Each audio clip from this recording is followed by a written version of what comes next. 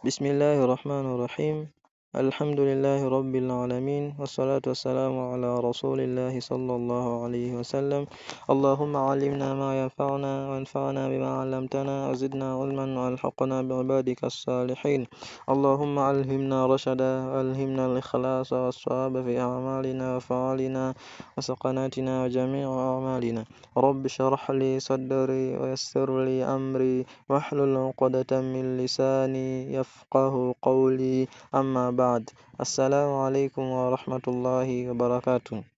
Ama katika siku ya leo tunaingia katika darsa la 3 ambapo tuliweza kusoma darsa ya kwanza ambayo ilikuwa inajumuisha huruful hijai al-mufrada, herufi za Kiarabu moja baada nyingine. Lakini baada ya hapo tukaweza kusoma huruful hijai al-murakkaba, herufi za Kiarabu ambazo zimeunganishwa au zimepandana. Lakini leo tutaweza kusoma huruful hijai al-muqatta, herufi al-huruful muqatta, herufi ambazo zimekatwa. Ama tukianza kusoma, mwandishi wa kitabu ameanza kwa kuandika katika hii sehemu ambayo kuna pamewekewa alama ya kijani, ad-darsu thalith, somo la 3, na hapa pamewekewa alama nyekundu, al-huruful muqatta, herufi zilizokatwa. Kwa ad-darsu thalith, somo la 3, al-huruful muqatta, herufi zilizokatwa.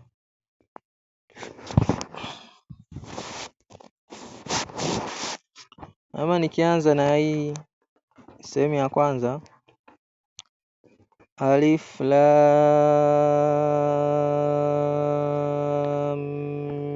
mim.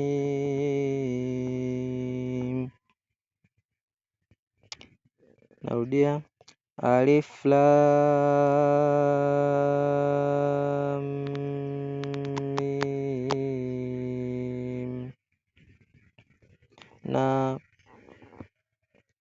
hii sehemu inayofuata nasomeka alif lam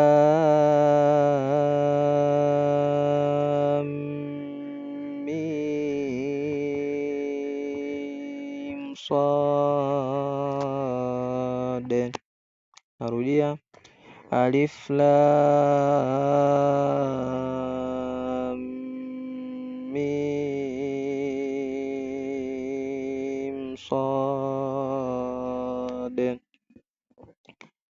Inayofuata someka alif lam ra. Narudia, alif lam ra. Inayofuata alif lam mim ra. Inayofuata hapa chini kaf ha ya ain sad.